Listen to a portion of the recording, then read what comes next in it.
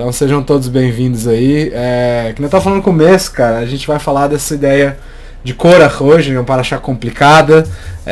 Continua aquela onda, eu comentei no Shabbat lá na Sib, essa questão de que a gente começa uma série de paraxot bem complicadas agora, que envolvem problemas muito sérios, né? Desde os espias até... a gente vai passar por Korach, vai ter mais alguns ainda no caminho. E a história de Korach é uma daquelas que é bem famosa, né? Que ele decidiu, como um levita, decidiu falar assim, não, peraí, nepotismo aqui não, né? Ele usa a célebre frase dizendo que todo mundo de classe Israel, todo mundo do povo é santo, portanto não tem porquê a gente fazer essa divisão toda e tudo mais. E por um lado ele não estava todo errado, assim, a intenção dele não é a certa, mas ainda assim Moshe dá ouvidos ao que ele estava falando, e vira uma discussão longa sobre isso, né? Até que, né, eu vou dar um geralzinho, ele faz umas certas perguntas alárricas para Moshe, isso aí já está nos nossos Midrashim na Gemara, e aí tem esse certo embate aí entre os dois. Korach não acredita na liderança de Moshe, e Hashem vê isso como uma afronta ao que Hashem decide. E no fim, Korach e a galera dele, que eram pessoas com grande nível espiritual, são engolidas pela terra, né? Basicamente essa história. Só que tem um personagem ali no meio que ele aparece discretamente, depois some. Eu devia até botado o passo que ele aparece aí, mas depois vocês dão uma olhada na paraxá. Tem um senhor chamado On Ben Pelet, que é citado por nome e depois ele some. Ele é citado como um dos membros do grupo do Korach, mas ele some, né? E interessante, de novo, que eu estava comentando, que vai cair junto com o Rosh Chodesh. Nosso estudo hoje, né, vai cair justamente junto com o começo do mês agora, né? E aí o Balaturim, né, o Rabbi Yaakov Ben Asher, ele fala no Arachaim que o Rosh Chodesh é considerado de alguma forma o que ele chama de Yom Tov das Nashim, né, o Yom Tov das mulheres, né? É como se fosse a festa das mulheres, tá? As mulheres têm mais festa que todo mundo, vamos dizer assim, né? E é interessante a gente tentar entender por que isso e de onde que vem isso, tá?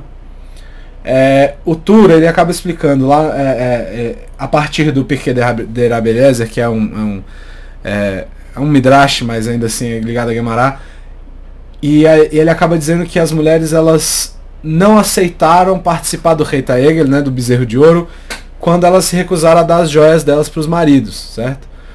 E a partir disso, como recompensa, Hashem decide dar a mitzvah para elas de guardar e descansar no Rosh Chodesh, quando a gente comparar com os homens. Tipo, os homens, no homem não comemora Rosh Chodesh, não do mesmo jeito, tá? A gente tem que lembrar, a gente tem que fazer a reza e tudo mais, mas ainda assim tem esse processo.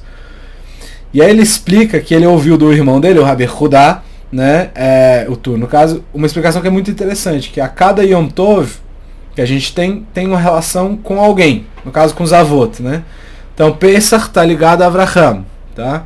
Eu não botei aí, mas tem um passo que basicamente que ele fala que Avraham prepara pães ázimos, Bereshit 2:6, tá? Então ele já estava comemorando Pesach antes de Pesach acontecer. Isso é uma discussão para outro dia, tá? Mas é isso mesmo, tá?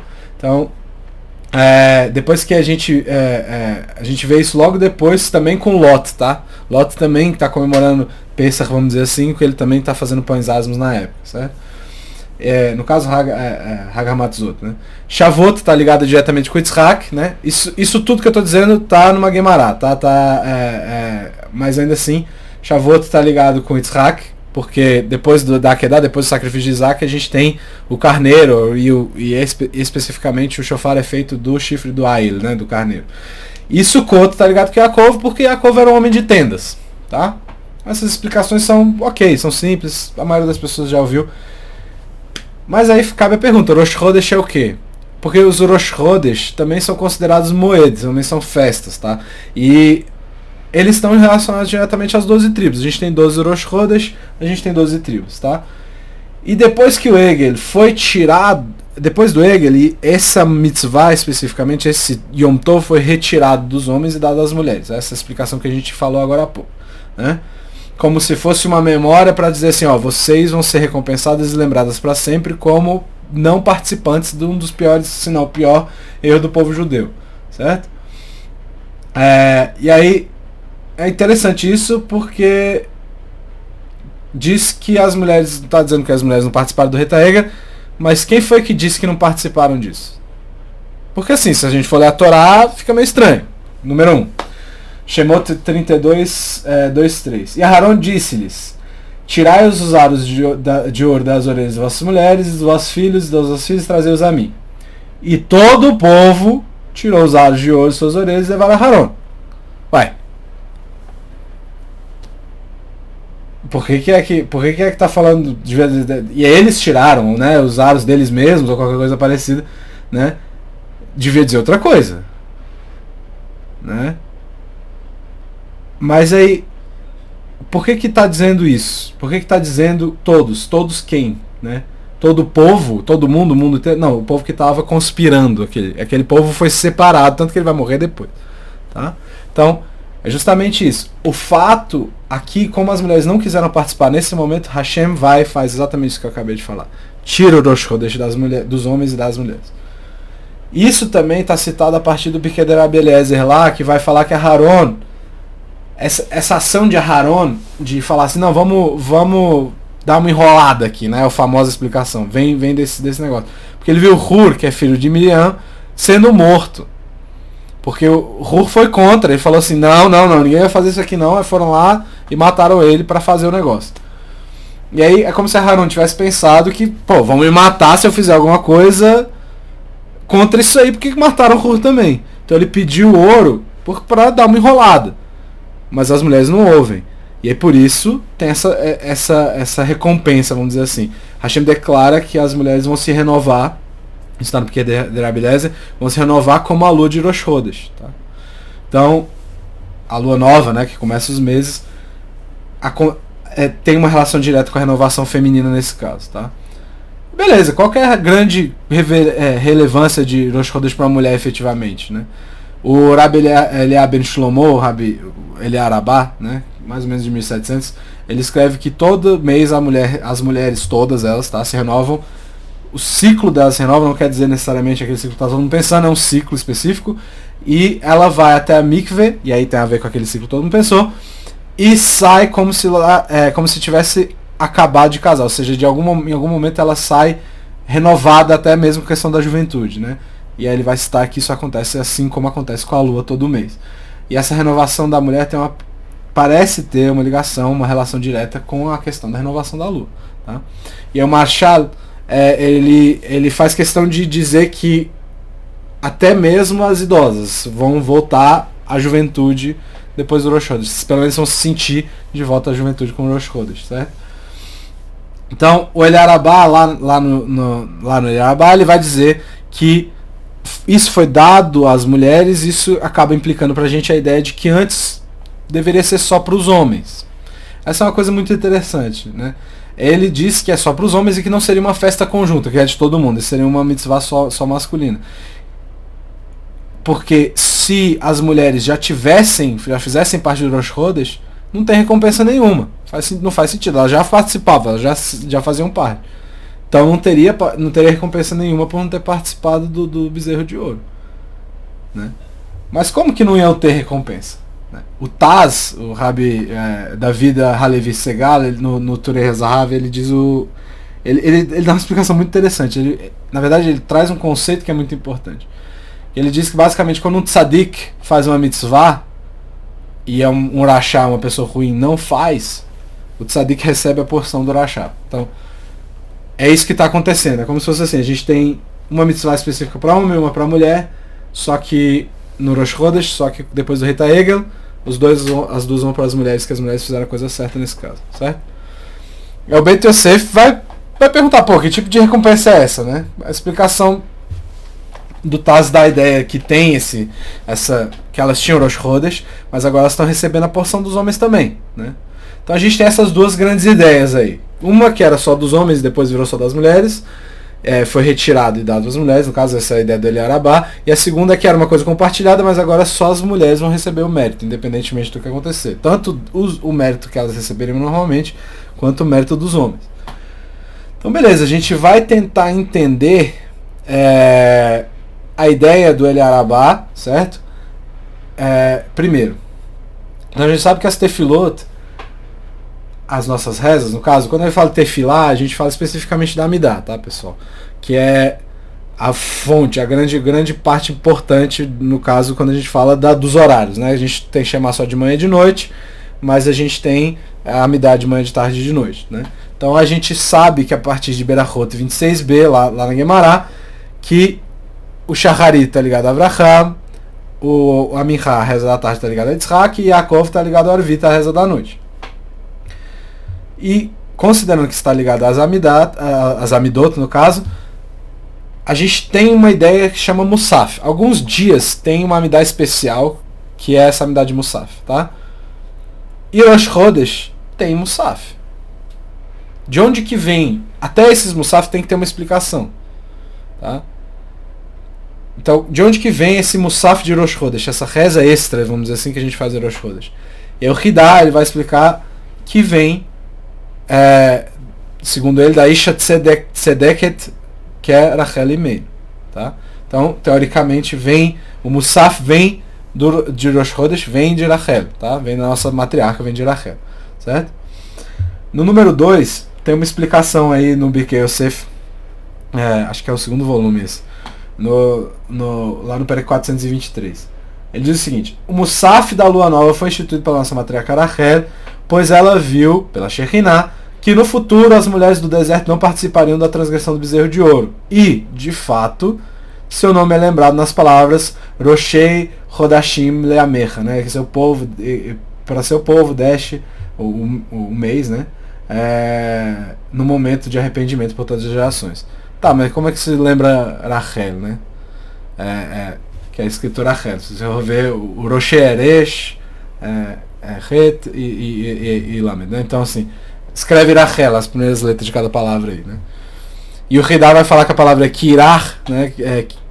Kayarech, que é como se fosse como a lua, tem a mesma gemátria de Rachel, que é 238. Então isso vai só para fortalecer essa ligação entre o Musaf de Rosh Chodesh e Rachel, e consequentemente o fato das mulheres estarem ligadas diretamente com o ciclo da lua, tá? Ok, já falei um monte de Rosh Chodesh, a gente não explicou tudo ainda, mas o que tem a ver com a Parashá, essa história toda, né? Qual a relação dela com o Rosh Chodesh? E aí a gente vai ter que voltar lá naquele personagemzinho On que eu falei no começo. A gente tem um Pasuk Mishlei que é muito interessante, tá?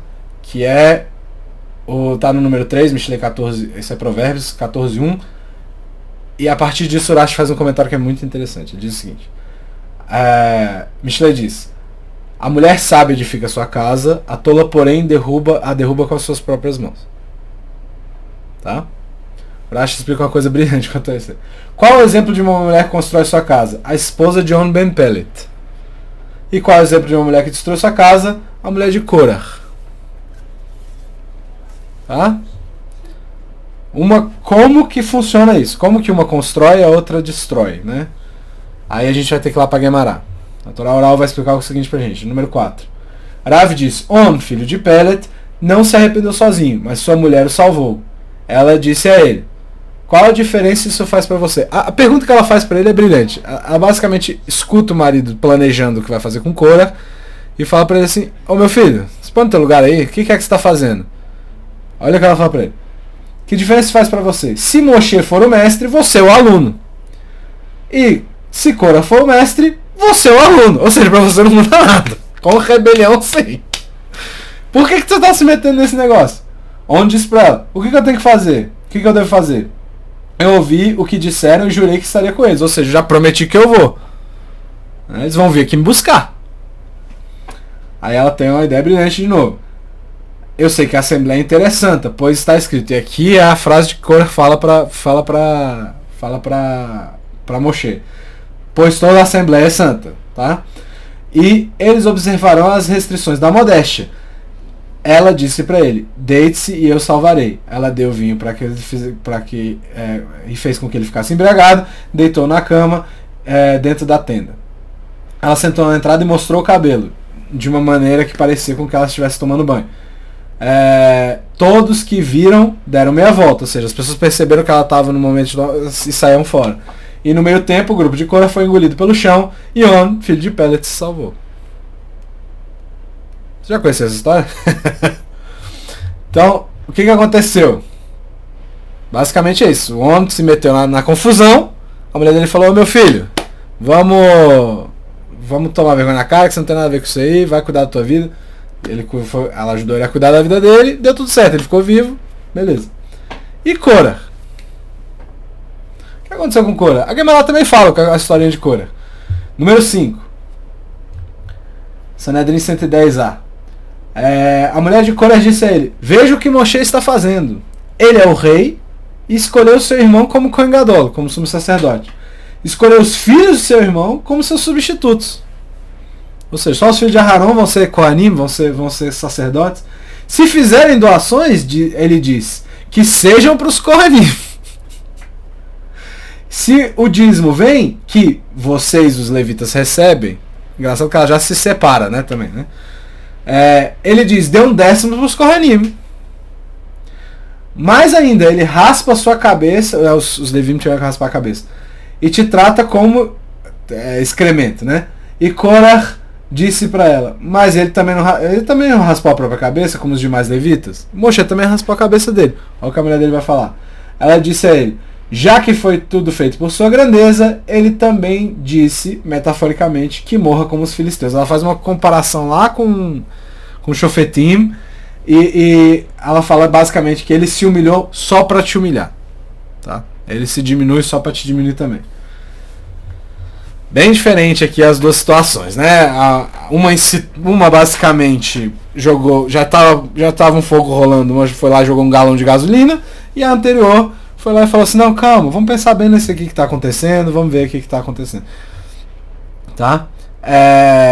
O Rabbi Leibovitz, ele fala que se a Gemara está citando esse passo de Mishlei, é porque eles estão usando da capacidade da esposa, eles estão falando especificamente da capacidade da esposa como esposa, não como Rav, Mashgiach ou qualquer coisa parecida. Ela não é uma liderança espiritual, é uma liderança familiar.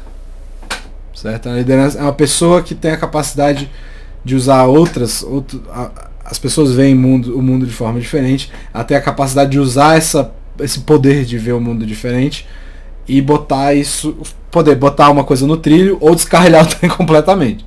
Tá? Então, as influências delas eram como esposas, né? E, segundo o Rabbi Leibovitz, a natureza humana é de que exista essa influência, no caso dos maridos com as esposas, eles sejam influenciados pelas esposas. A mulher de Korah tinha a habilidade demonstrou, no caso, a habilidade de destruir ele, e a mulher de On demonstrou a habilidade de salvar ele, né? E ajudar ele a reconstruir, no caso. Os Rachamim, né, segundo o Rabbi Leibovitz, dizem que basicamente eles estão ensinando aqui o que pra gente? Pra você rezar para ter um bom cônjuge, efetivamente, porque no caso da esposa ela dá o tom da casa, né, que foi isso que Shlomo Amelech escreveu lá em Mishlei, e que o homem aqui especificamente estaria ligado nesse ponto na sua mulher, certo?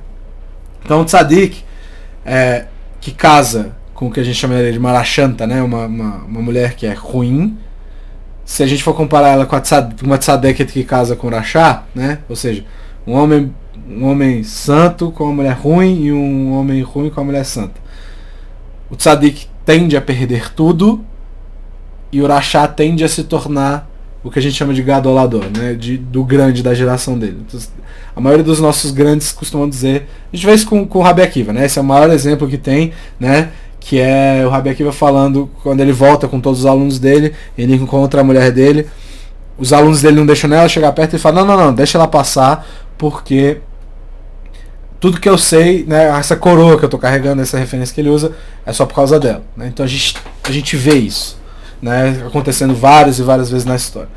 Então, lá no Hidushei Halev, né, no livro Hidushei Halev, a gente vê um comentário parecido, dizendo que é a natureza humana. Nós somos profundamente influenciados pelos nossos cônjuges, tá? Eles mudam a nossa essência também. O Rabbi Yaakov Kamenetsky, lá na paraxá anterior, lá em Shelach, ele fala que a Torá fala que Moshe é obrigado a trocar o nome de Yehoshua, tá? Porque Yehoshua estava em perigo ali. né, no momento que ele vai com os espias, porque ele vai discordar dos espias. Então ele está se colocando em perigo. Mas engraçado que tem outra pessoa que também discorda, né? O Kalev também discorda. E a pergunta que o Rav Yaakov faz é: por que ele não trocou o nome de Kalev também? E a resposta do Rav Yaakov é surpreendente. Ele fala assim: não é necessário trocar o nome de Kalev, porque Kalev era casado com Miriam. Já era proteção suficiente. Tá? Então, a gente volta para Rosh Chodesh a partir dessa pergunta, dessa ideia aqui. Por que Rosh Chodesh ia ser só dos homens, segundo o Eliarabá? A gente tem uma mitzvah que a gente chama de Kiddush HaChodesh, né? Ou Kiddush HaLevaná, né? Que seria a reza que a gente faz no Rosh Chodesh, tá? E aí, se você for ver na questão da Alahá, a pergunta é: beleza, todo mandamento é feminino. A mulher, então, teoricamente, a mulher deveria poder fazer o Kiddush HaLevaná.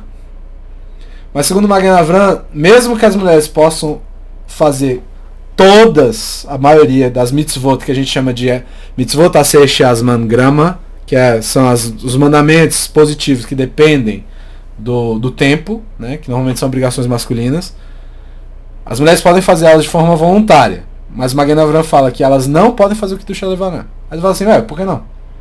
A resposta dele é muito estranha. E a gente vai ter que dar uma mergulhada na resposta dele. Ele diz assim: pelo fato de ser culpa delas, a diminuição da lua. Aí você fala assim: quê? O que tem a ver? Tá? Quando que a lua diminuiu? Por que isso aconteceu? Como que isso funciona?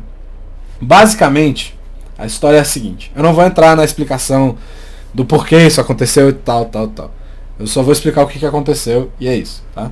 Então, quando Rava ouve a serpente, né, e pega o que a gente chama de Etzadat Overá, né, o fruto na verdade o fruto da Etzadat Overá, da árvore do conhecimento do bem e mal, e leva para Adão, é isso que acontece. É nesse momento que a lua diminui, vamos dizer assim. Beleza, de onde que o Magen Avraham tira isso? O Shlach HaKodesh, ele explica o seguinte: que as mulheres não poderiam fazer o Kiddush HaLevaná, mesmo podendo fazer as outras, lulav, shofar, né, porque elas envergonharam a lua. E aí ele vai explicar que, de alguma forma, elas consertam isso com o Rei Taegel, quando elas não participam. Porque o que aconteceu no Rei Taegel? Se a gente for pensar bem, é a mesma história. Tá? Vem o adversário e fala assim: essa fruta aqui é maravilhosa, você vai ser como Deus. O Rei Taegel é a mesma coisa. Vai lá e faz um negócio para ajudar vocês, pô. É o Yetzer Hará falando a mesma coisa, só está mudando a forma do processo. É o Yetzer Hará falando: vai lá e faz isso aqui para Rava, para Eva, e vai lá e faz isso aqui pro pessoal que fez o Rei Taegel, o bezerro de ouro, tá? É a mesma história. A primeira vez a mulher ouviu o que a cobra tinha para falar e fez. Na segunda vez não ouviu. Isso é o que a gente chama de techuvá, tá? Então, mas ainda assim elas não recebem o Kiddush. Elas recebem o Rosh Chodesh, mas como elas ouviram da primeira vez, elas não recebem o Kiddush. Essa é a explicação que o Shlach HaKadosh faz sobre essa questão. Então isso vai explicar aquela ideia original de que seria só para os homens. Porque se tem uma coisa relacionada à lua e houve uma diminuição da lua por causa dessa ação de Rava, faz sentido. Explicaria por que elas receberiam o Rosh Chodesh como inteiro, tirando o Kiddush HaLevaná, e ficariam sem o Kiddush HaLevaná, no caso, certo?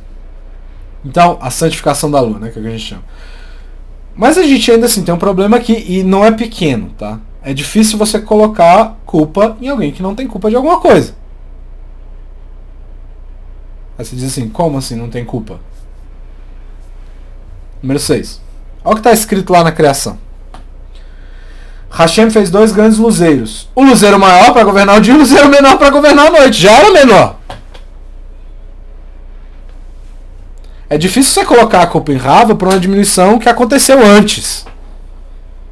E essa é a pergunta que o Aruch LaShulchan faz. Ele faz questão de fazer essa pergunta. E ele fala assim: de alguma forma, o primeiro reto, ou seja, o que aconteceu lá no Gan Eden, lá no Jardim do Éden, está conectado com uma outra diminuição da lua. E quando isso for consertado de alguma forma, a Lua vai voltar ao esplendor original dela, que mesmo assim ainda é menor que o Sol, vamos dizer assim, tá? E aí o Ben Ish Chai, ele explica uma coisa que é muito interessante. Ele vai basicamente dizer que os nossos sábios explicam que o motivo das mulheres terem essas mitzvot específicas, de Nerot, né? Acender as velas de Shabbat, de Nidá, que é a pureza familiar, e Halá, estão ligadas com o que Adão e Rava fizeram no Gan Eden, tá?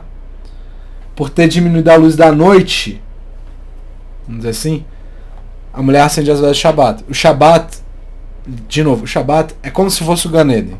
É um transporte de volta para o Jardim do Éden. Então a luz ela tem que estar completa, ela não pode estar faltando de noite. Então tem que acender a vela. Tá? O Shelah, ele vai explicar também aqui que ele basicamente diz que assim como a lua só fica cheia 7 dias depois de começar a crescer, a mulher ela só volta basicamente para a situação normal 7 dias depois de começar o ciclo. Tá? Então o Klausenberger Rebbe, ele vai explicar, ele escreve também sobre a mitzvah, de que é uma mitzvah que basicamente poucas vezes a gente tem a oportunidade de fazer, é muito raro, que é a Birkat HaChamah, que é uma bênção pro sol, que é um ciclo de 28 anos, tá chegando aí, tá um pouco longe, porque o último foi 2009. Então, é um ciclo de 28 anos do sol, tá? E aí ele mesmo pergunta, as mulheres fariam a Birkat HaChamah? E segundo o Raham Tzvi, ele diz que não.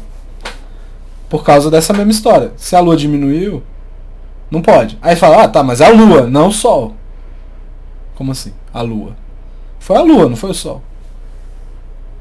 E a lua foi diminuída antes antes de Rava ter sido criado. Como é que pode ser? Isso é uma coisa aí, já é uma discussão para uma outra coisa, né? Mas a gente pode entender o seguinte aqui. Número 7. Olha aqui. A discussão é um pouco mais profunda que isso, mas eu já vou trazer a ideia aqui, tá? Número 7. Yeshayahu, Isaías explica o seguinte, 30-26. E parecerá, isso é a época de Mashiach, tá? E parecerá a luz da lua como a do sol. E a do sol será 7 vezes mais forte. Como se for a luz de 7 dias, né? E quando Hashem aliviará com bandagem os ferimentos do seu povo e curará os golpes que receberam. Então, a gente pode tirar daqui um chato, uma explicação, concluindo que o sol também foi diminuído. Se ele vai aumentar, se a gente pensar a era messiânica, era como se fosse o Gan Eden, é a mesma coisa. Então também o sol vai voltar à situação normal. Então por isso que essa bênção do sol está conectada à bênção da lua, porque o Het teve origem ali. Tá? E aí, como que a mulher diminui a lua? No caso Rava, né? Não todas, né? No Tosafot Shabbat a gente tem uma coisa que diz basicamente que o Ramá, ele vai dizer que as mulheres elas não deveriam fazer Avdalá quando tiver um homem presente, tá? Mas por quê? Por que não pode fazer Avdalá quando está um homem presente?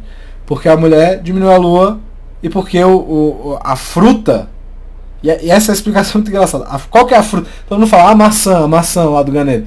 Aí ele vai falar, não era a maçã. O fruto era uma gefe, né? Era um cajuva.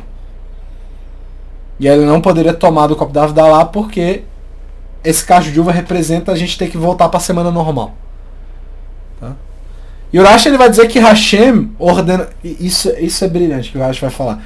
O Rashi ele tem uma explicação longa sobre Hashem, quando ordena que as árvores frutifiquem, vamos dizer assim, é para que elas se reproduzam, mas ele não quer que se reproduzam teoricamente, né? Não ia querer que elas se reproduzissem por frutos, né? E que se as árvores em si, tivessem o gosto da fruta. Tipo, a madeira. Tá? Mas, no lugar disso, as árvores começam a produzir fruto. Elas não dão ouvidos a Hashem, vamos dizer assim, essa explicação do Rashi. Aí você fala assim, cara, as árvores não tem como. Uma árvore não tem Yetzirah. Não tem como ela desobedecer. Não faz sentido. Né? Mas aí o Rashi vai dizer que a Terra fez uma Averá Lishma. Transgrediu, mas pensando num bem maior. Porque basicamente a criação sabia que existia a possibilidade de Adão cometer o het, tá? De Adão comer do fruto e depois ser expulso.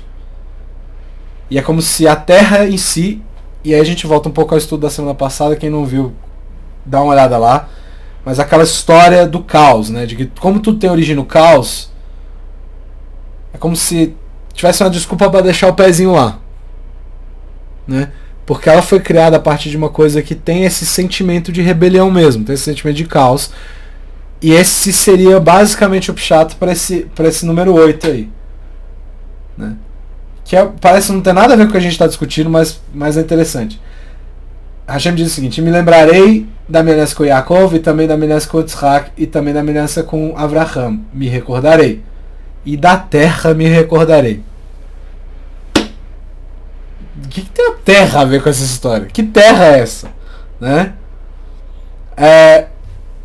Hashem criou Adão.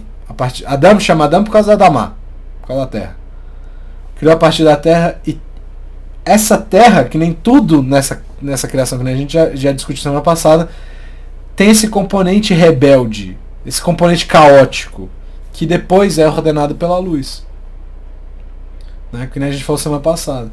Então, se a gente pensar no próprio desenvolvimento de Rosh Chodesh, inicialmente parece que, beleza, se a gente pensar na ideia do Eliar Abá, parece que foi dado só para os homens, por causa desse Pogema Levaná, essa diminuição da lua. Depois, quando os homens fazem o Retaegel, o que acontece? Beleza, vocês fizeram errado, agora eu vou dar para quem fez certo. Certo? Então as mulheres ficam com o Rosh Chodesh. Então, na origem, as mulheres estavam distantes de Rosh Chodesh, e agora é o contrário. Elas passaram provavelmente pelo maior processo de Teshuvah e mais eficiente também da história, porque vai ficar aqui, não vejo uma possibilidade disso mudar, mas enfim, agora a gente vê, é possível ver esse processo de Teshuvah, né? Já naquela época já era possível ver, mas a gente fica claro pra gente agora também, né? O Baal Shem Tov, ele fala que quando Hashem quer que uma pessoa faça Teshuvah, ela recebe o entendimento sobre aquela coisa que ela ou desdenha ou odeia, para que ela seja capaz de sentir remorso. Vamos dizer assim, eu odeio o Rosh Chodesh, né? Vamos dizer assim, todas as mulheres pensaram, eu odeio o Rosh Chodesh. Então elas receberam entendimento para pensar assim, opa, por que eu odeio isso aqui? Porque tá ligado com o negócio lá atrás. Para que você seja capaz de entender o quanto aquela situação não foi compreendida de fato. Quanto aquele erro, aquela situação do erro, o erro aconteceu porque você não sabia o que estava acontecendo. De novo, quando a gente fala do Rabi Akiva, eu já citei o Rabi Akiva aqui, que uma das coisas mais surpreendentes para as pessoas quando vão ouvir a história do Rabi Akiva é que ele odiava os estudiosos. Se ele visse um estudioso, ele ia querer morder como se fosse um burro. Essa é a explicação que ele dá. Arrancar um pedaço do cara. E Hashem deu para ele de presente, a partir de uma discussão que ele tem com a mulher dele, como é interessante ser um tzadik, para que ele percebesse que ele tinha que fazer teshuvah e se arrepender de ter pensado aquilo, ou de ter, sei lá, brigado com os caras. Hashem dá o entendimento da Torá para que a gente possa passar pelo processo de teshuvah, e no caso de tikkun, né, que a gente possa consertar, assim como as mulheres fizeram. As mulheres começaram a consertar o que foi lá atrás, só que o problema é que não foram só elas que fizeram errado. A gente já falou aqui que provavelmente o erro de Adão é pior. Por isso que o homem tem tantas obrigações dentro do judaísmo. Só que o tempo inteiro, se a mulher... Essa que é a questão interessante. Se a mulher quiser ensinar o caminho, que nem foi a mulher de On, que nem foram as mulheres judias em si, considerando de Rava até ali no Retaega, foram ensinando. Tá? Então o entendimento de Torá existe para que possa haver esse processo de teshuvah, e no começo as mulheres desdenharam o processo da própria lua, e a lua é diminuída durante esse ret do Adon Arishon, né? A transgressão lá do Ganeden. Mas quando elas chegaram no Retaega, elas já estavam dispostas a fazer o tikkun, a consertar. E é a mesma coisa que aconteceu na história da Rabi Akiva também. Chega na hora da mulher dele falar assim, não, eu quero que você estude, porque você tem potencial. Ele fala assim, não, mas peraí, vou me tornar aquilo que eu mais odeio. Mas ele fez techuvá. Quando a gente acaba tropeçando em algum aspecto, principalmente quando a gente fala aqui dentro do judaísmo, é um sinal de que aquilo tem que ser trabalhado. Volta tudo aquilo que eu discuti semana passada. As mulheres, elas vão mostrar essa força no Hegel. Falar assim, beleza, isso aqui tá dando errado, então a gente não vai continuar fazendo errado. O mais importante essa semana é inclusive prova disso. Quem que ajudou muito a colocar a Cora dentro da terra? Né? A esposa dele. Quem que salvou o On? A esposa dele. Quando a gente volta lá para Mishlei, de novo, uma mulher sábia edifica sua casa, a tola porém derruba com as suas próprias mãos. E tem uma Gemara em Bava Batra, quem quiser olhar, essa história é muito interessante. 74 atos, conta a história lá de um árabe que houve umas vozes no deserto, e aí quando, né, ali tem um lugar específico no deserto do Sinai, ou no deserto no caso, no Midbar, entre o Sinai e Israel, que se você colocar o ouvido no chão numa data específica, você vai ouvir umas pessoas falando Moshe vetorato emet vechen vadoen, que é Moshe e a Torá são verdadeiras e estes aqui, que estão aqui, são mentirosos. E a Gemara vai dizer que isso acontece a cada 30 dias. Mas que dia? O Rashba responde, todo Rosh Chodesh. Quem são essas pessoas que estão falando? Korah é a galera dele, tentando fazer techuvá. Porque Korah abusou do poder da mulher dele. Rosh Chodesh é o Yom Tov para as mulheres do povo. E a tefilá de Rosh Chodesh, ela foi implementada por uma mulher, por Rachel Enemein. E talvez por isso que Korah tente consertar o problema dele todo Rosh Chodesh, declarando Moshe vetorato emet vechen vadoen. Então vamos tentar lembrar um pouquinho disso. O processo de techuvá é ensinado várias vezes e esse é um longo, mas que mostrou muito efetivo. Boa noite, pessoal. Obrigado pela paciência. Até semana que vem. Bezat Hashem.